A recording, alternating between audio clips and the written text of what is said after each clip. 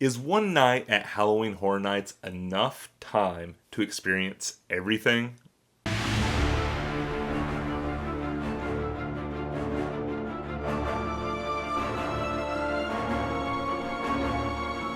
If you're new here, on this channel we talk about all things theme parks, including updates, news, and tips and tricks for your next theme park vacation. So if that's something you're interested in, go ahead and hit that subscribe button. Hey guys, welcome back. One of the questions that we get asked most frequently around here has got to be, is one night at HHN enough time to experience everything? Halloween Horror Nights is a very large event with a lot of things to do. There's a lot of pent-up demand for HHN 30, but we'll get into that another time.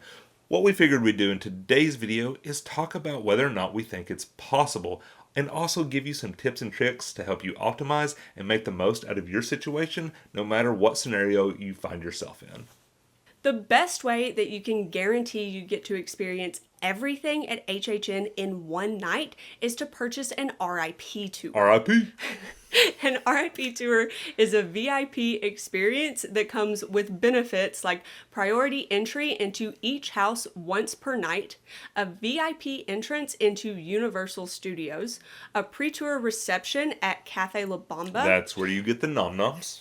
Reserved seating at select shows, as well as an unlimited express pass for participating rides and attractions, but not houses, after the tour ends. So the houses aren't participating. But you can also purchase a private R.I.P tour for up to 10 guests as well. So if you just get online and you book a R.I.P tour, you are going to be put with other people. Like, you can book it for your party, and your party will be together. I mean, you book it for 4 people, they're not going to split you up. But you're not going to be with just your group. Like, you're going to be put with other groups. If you're looking at something a little more private, they do, like she said, offer those tours.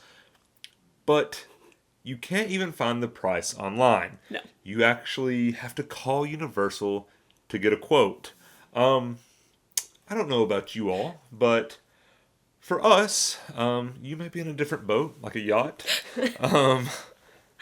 But if we have to call or even ask about the price, we probably don't need to be purchasing it. So we will not be taking a private R.I.P tour this year unless we have a friend that like hits the lottery or something. We're probably out on that. We are considering taking a normal R.I.P tour if we can swing that, but the private ones, those are out.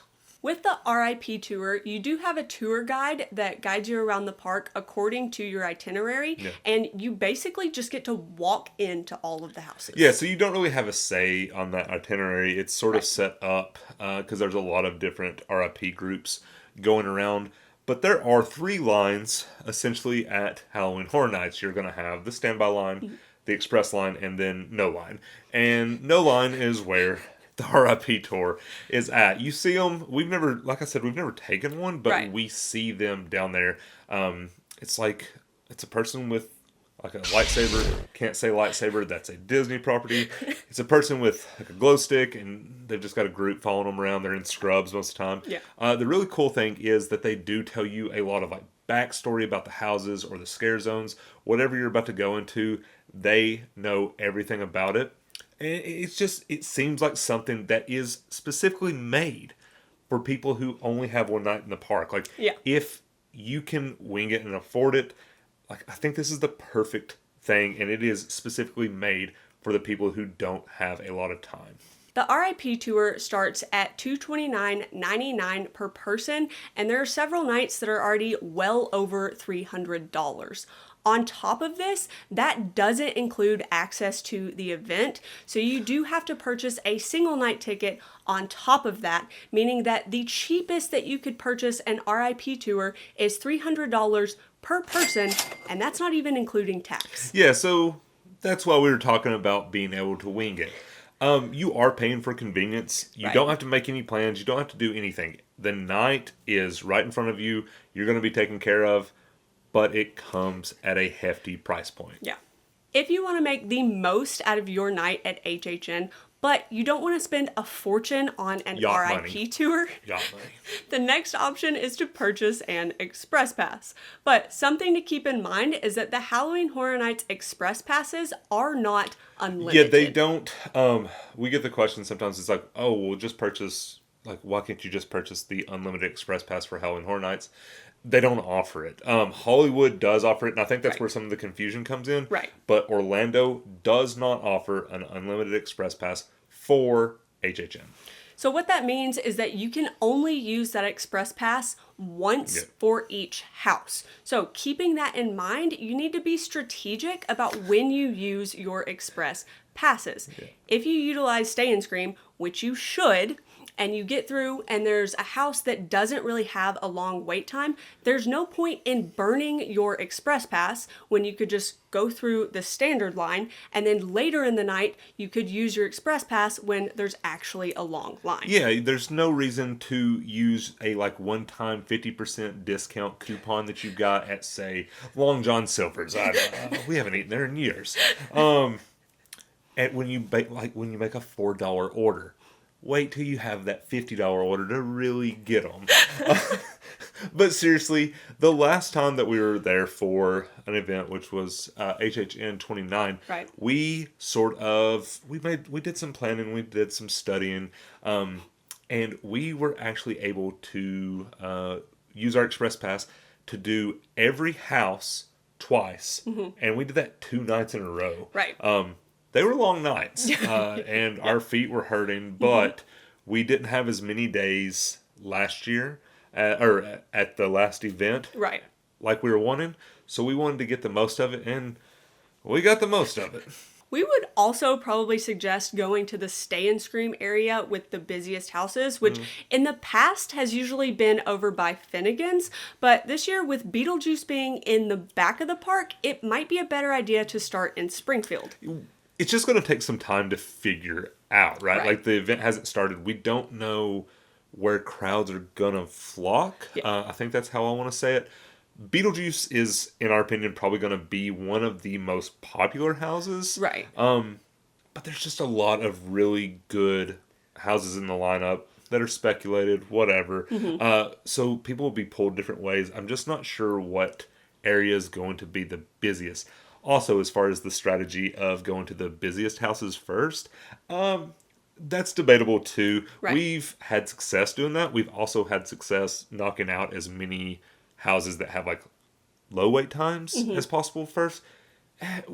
We just don't have a strong opinion there. Right. It seems like when we did the busier houses first, we got more done quicker that night, but Right. that could just be based on the night that we were there. But regardless, we do suggest that you save those express passes until later in the event when the crowds really start to set in. Yeah, so like 8 to 10, 8 to 11, right in there. Yeah. It's wild in the parks. The event is in full swing. There's people everywhere, and the lines are like they're getting longer as the night goes on. Right. So what we like to do is like in that window, that's when we like to burn up our express pass. Right. We don't use it in the beginning because the wait times are shorter, and then we burn them all, and then we go and try to get in line for some of the houses that we want to do a second time Right. later in the night, and we just wait in the normal standby line for those at that point. Real quick, if you're enjoying this video, Or if you're not. if you would give us a thumbs up, it helps support this channel so that we can bring you more HHN and Universal content. Also, if you would like to support the channel further, check out the description below where we talk about some ways that you can do that. Like we said in our top 5 tips for HHN video, later in the night, crowds start dwindling. Yeah. 11:30, 12, you're really going to see some of those line wait times start decreasing. Right now, there is not any scare zones or anything speculated that is supposed to have zombies in it, but we promise you, you will see some zombies. You'll see people just dragging at like 11 because they've been there since 8 o'clock, and you'll be like, oh man, look at that scare actor, that's a zombie. And it's like, then you'll get closer to them and they've got like Disney Vacay 2021, like, and on the back it's like Papa Bear or something like that, and you just see them there leaving the park. That is very common, and And it's why the lines die down, because people don't want to be there anymore. Now, we're not guaranteeing that you're going to get to experience everything in one night with express passes. We don't guarantee anything.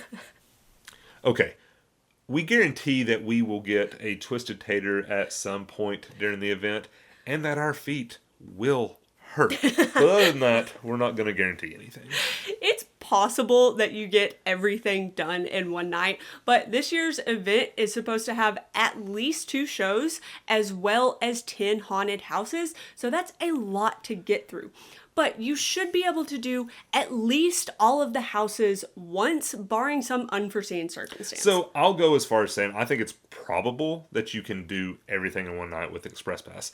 Like we said, we did all the houses twice and even saw a show 2 nights in a row at HHN 29. So we don't think it'll be a problem. Mm-hmm. You just never know how the houses will line up. You could get in a line that's 90 minutes, and then an hour after you get out of it, it's 20 minutes, where you could have saved so much time if you just waited to get into it. Right. There are so many different things. You could hit cast change. Yeah.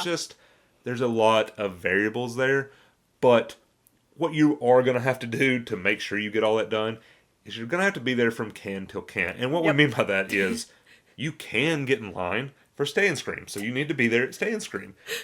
And you can't stay past a certain time because they're going to kick you out. So can till can't. You're going to have to stay from open to close. It's going to be a long night, but it will be worth it. You don't want to miss anything. The express passes start at $89.99 per person, but depending on what night you're visiting, they can get up to $170. I actually checked the website earlier today, and the cheapest that I saw express passes was $99 per person. And just like with the R.I.P tour, this does not include admission into the event. So if you're wanting to get the most out of your trip, but you're not going to purchase express passes or an R.I.P tour, there are still some ways that you can have an awesome time. Our biggest tip is to take advantage of Stay and Scream. So you've heard us mention Stay and Scream a few times in this video.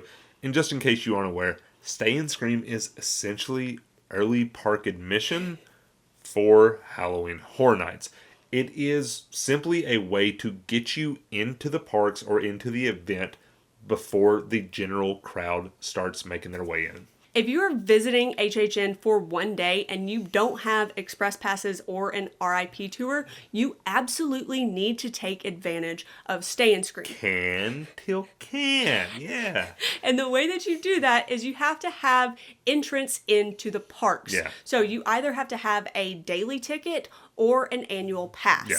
In the past, they have sold Scream early tickets. Yes. I think they're about $25. Yeah, they're generally about a $25 add-on where you don't have to have admission into the parks themselves. And those aren't currently on sale, but we do expect them to go on sale before the event begins. The game plan is to try to get as many of the popular houses done as you can before the lines get too long.